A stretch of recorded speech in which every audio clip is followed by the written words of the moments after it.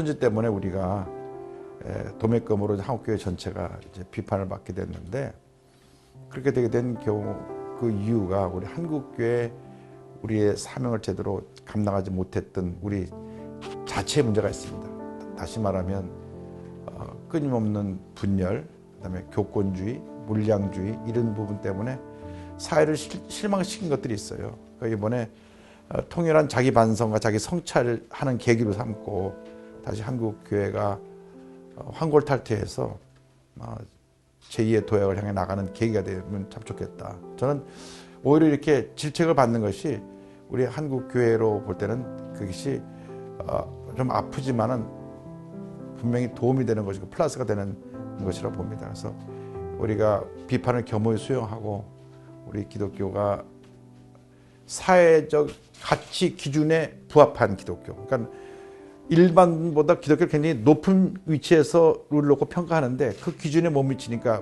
그 일반이 원하는 높은 기준에 우리가 다시 상응하는 그런 기독교가 되지 않을까 생각을 하고요. 그 이유는 한국 개화기의 기독교가 절대적이었습니다. 개화기, 그러니까 한국이 태동될 때 그 1900년도 초에 그 당시 보면 모든 민족 지도자들, 교육과 의료, 문화, 독립운동가 다 기독교인이었습니다. 거의 그러니까 3.1운동을 주도한 것도 기독교인이었고 전체 2%밖에 안 되는데 한국 전체를 움직였으니까요. 전국에 있는 교회가 3.1운동의 창구가 됐거든요. 그런데 그때만큼 결정적인 영향력이나 그런 도덕적 기준에 못 미쳐서 그렇습니다. 그러니까 지금 그때보다 10배가 늘어서 20%가 됐는데 실제로 그때 2%에 미친 영향보다 영향력이 너무 미미하기 때문에 이런 비판의 도마에 올랐지 않나 생각을 하고요. 그래서 앞으로 우리가 한국교회가 다시 한번 이런 모든 부분을 반성하고 다시 재정비해서 제2의 도약하는 기회를 삼으면 좋겠다 생각합니다. 초대교회 처음 탄생했을 때 교회가 두 가지밖에 안 했습니다. 하나는 선교하는 일이라고 하나는 구제하는 일이었습니다. 선교 구제가 교회 두 축이었어요. 근데 오늘날 한국교회, 세계교회가 선교하는 일은 너도 나도 예외 없이 관심을 갖고 힘을 쏟고 있는데 그에 비해서 너무나 구제가 미미했다. 왜냐하면 사도행전을 보면 교회 내에 궁핍한 사람이 없었다는 얘기가 나옵니다. 그러니까 성경의 가르침이 고아와 과부, 그다음에 나그네를 돌보라는 그것이 가르침인데 우리가 정말 이 땅에 소외된 사람들, 더군다나 200만 다문화 가족이라든지 또 미혼모, 소년소녀 가장, 독거노인들, 그다음에 북한에서 탈출해 내려온 탈북자 가족들을 정말 우리가 그렇게 그리스도의 사랑으로 섬기고 있느냐. 사실 100억이라고 하는 금액은 일단 어떻게 보면 크다고 할 수 있지만 이 돈의 액수와 상관없이 더 많은 기금이 그런 구제비로 쓰여져야 되는 생각을 합니다. 저희 교회 예산은 이제 한 3분의 1 정도가 이제 구제 선교비거든요. 그게 한 350억 됩니다. 매년. 매년 그렇게 우리가 그 금을 써도 교회에서 되게 좋은 일을 많이 하는 거는 언론에서 한두 줄밖에 보도를 안 하고 교회가 문제가 터지면 막 크게 이슈로 하는 게 그것이 문제인 것 같아요. 그래서 앞으로 이제 그런 것도 좀 바로 잡아줘야 되는데 국민의힘 역할이 크다고 생각합니다. 청년들을 위한 청년 장학관을 많이 만들어서 그들을 좀 교회에서도 품고 사회적으로도 품어줘야 되는데 저희들이 이제 영등포에 청년 장학관을 하고 있는데 거기 1년 동안 먹이고 재우고 직업 훈련시켜서 나서 이제 직업 갖게 하거든요. 근데 그런 시스템이 어느 한 교회에서 되는 게 아니라 전국적으로 우리 6만 교회가 그 청년들을 품으면 우리 청년들에게 미래의 꿈과 비전을 제시해 줄 수 있지 않겠나. 필요합니다. 절대적으로 필요합니다. 그래서 정부에서 과감하게 임대주택을 많이 만들어서 유럽에는요 그런 나라가 많습니다. 임대주택을 많이 만들어서 정부가 갖다 관리하는데 자기 똑같은 아파트인데 우리나라 말하면 고급 아파트를 잘 쳤는데 그 사람의 생활 수준에 따라서 월세를 냅니다. 그러니까 일반적으로 월세를 200만 원 내게 되는데 이 사람 200만 원 안 되고 한 달에 10만 원밖에 못 나면 10만 원 내고 들어오는 거고요. 이 사람은 월세 낼 능력이 없다면 월세 안 내고 들어와서 사는 거고 이 사람이 200만 월세 낼 수 있다면 200만 내고 들어와요. 나라에서 그만큼 사회보장이 잘 돼 있기 때문에, 복지가 잘 돼 있기 때문에 주거 문제가 없으니까 마음 놓고 청년들이 결혼하고 아이를 낳을 수 있는데, 우리나라는 아이를 낳아도 살 데도 없고 현재 내 거주할 장소도 없는데 무슨 결혼이고 무슨 아이냐. 그러니까 그런 구조적인 문제가 해결돼야 되는데, 우리가 정부가 너무 포퓰리즘에 가갖고 돈 뿌리는 데만 익숙합니다. 근데 그 많은 돈 뿌리는 것이 어떤 이런 인프라를 구성하는데 돈을 뿌렸다면 엄청난 변화가 왔을 겁니다. 근데 지금 뭐 재난기금으로 자꾸 돈 뿌리는데, 그렇게 뿌리는 것보다는 정말 근본적인 대책을 잘 세워야 되지 않겠나, 그런 생각을 합니다. 예. 기독교에서 저들이 주신 것은 이제 인생의 가치관인데, 지금 가치관이 무너져 있거든요. 그러니까 진정한 인생의 가치가 어디 있느냐, 꿈과 희망이 어디 있느냐, 우리가 살아가는 동안에 이 세상을 변화시켜 나가는 그러한 리더가 될 수 있는 그러한 길이 어디 있느냐 하는 것을 우리가 신앙적인 가치관을 심어줘야 되는데, 현재 그러한 부분에 너무나 괴리되어 있다. 그러니까 사회와 기독교가 이렇게 좀 떨어져 있는 그런 생각이 들거든요. 제가 BTS가 이제 워낙 세계적으로 유명하니까 그 중에 크리스찬이 없느냐 찾았어요. 근데 들려온 답이 뭐냐면, BTS 활동하는 동안은 종교를 갖지 않기로 했답니다. 그래서 그만큼 기독교에 대해서 저희들이 알게 모르게 거부감이 있는 거예요. 그건 우리 책임이 있습니다.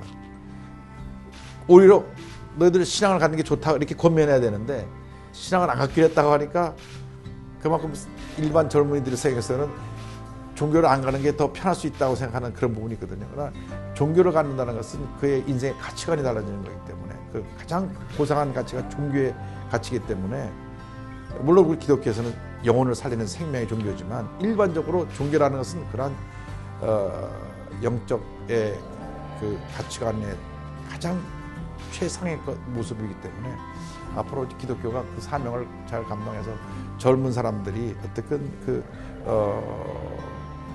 이 기독교 신앙에 관심을 가지고 올 수 있는 그런 분위기를 만들어야 됩니다. 모든 것을 다 동원해야 됩니다. 젊은이들이 뭘 좋아하는지, 메타버스, SNS, 여러 가지 지금 유튜브, 현재 유튜브가 또 가장 활발하게 되고 있으니까 너도 다 자기 유튜브 채널 하나씩 갖고 하니까, 어떤 모든 방법, 모든 것을 다 동원해서 그들에게 접근해야 되는데, 제가 한 10년 전에 아브라함 쿠 목사라고 하는 분을 만났는데, 대만에요. 아브라함 쿠 목사. 그분은 이미 한 20년 전쯤부터 앞으로 세계 최대의 교회는 핸드폰 교회다, 그러면서 핸드폰에 모든 아이템 앱을 개발하고 있었어요. 그리고 그 교회가 거의 90%가 다 청년들이고, 대만에는 모든 유명한 연예인은 다 그 교회에 나와요. 그런데 본인 60세가 됐는데도 머리를 갖다 이게 노랗고 파랗고 빨갛고 그렇게 물감 들여갖고 사역하신 분인데, 그때 한 20년 전부터 스마트폰 교회를 얘기할 때 그런 시대가 올까 했는데, 딱 코로나가 터지니까 그 시대가 오더라고요.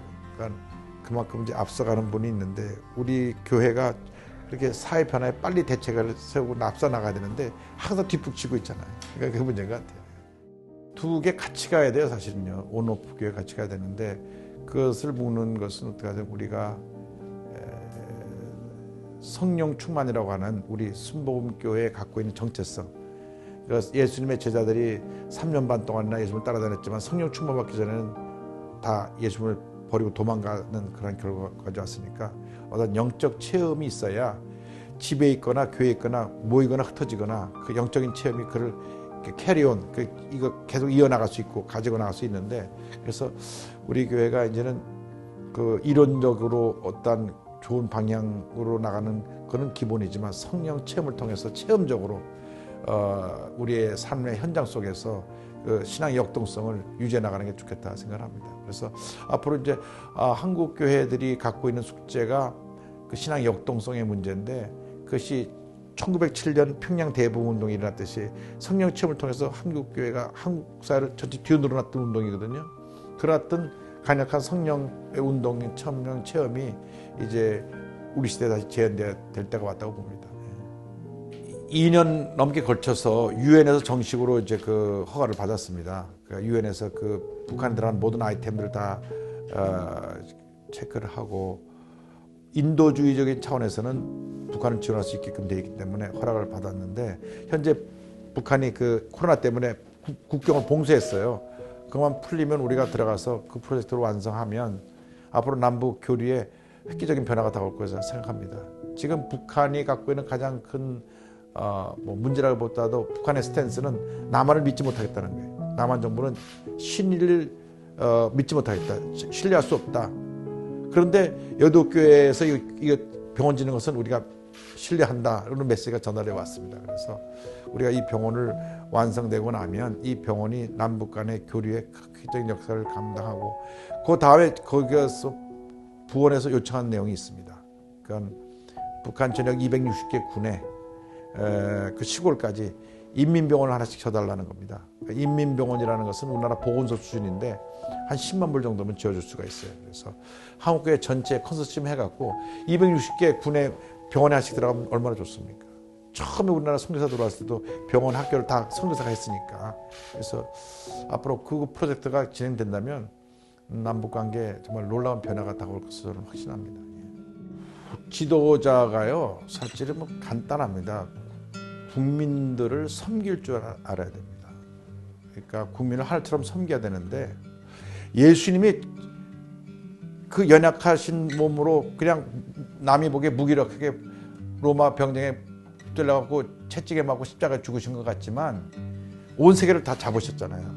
그러니까 나폴레옹이 한 유명한 말이 있습니다. 그 센테르에서 죽기 전에 나는 총각 칼로서 유럽을 지배하려고 했지만 실패했고 예수 그리스도는 사랑 하나로 전 세계를 얻었다고 그랬는데 마찬가지로 우리나라 지도자들이 권력의 정점에만 가면 달라집니다. 권력을 마음대로 휘두르고 섬기는 게 아니라 다스리기 때문에 문제입니다. 본인은 국민을 잘 섬긴다고 선설하고 대통령이 됐는데 그 순간부터 모든 권력이 집중되니까 제왕적 대통령이 있다 보니까 이 대통령 제도 우리나라가 문제가 있는 제도입니다. 그래서 국민들을 섬기지 않고 다스리는데 어느 후보가 되든 간에 근본적으로 자세가 바뀌지 않으면 이 나라는 계속 악순환을 할 수밖에 없는 그런 구조입니다. 그래서 국민들 앞에 진실이 돼야 되고 국민들을 행복하게 만들어야 되는데 섬기는 지도자로서 본을 보여야 되고 진실되게 국민을 섬기는 그것이 바로 그 공평과 정의가 있는 거죠. 뭐.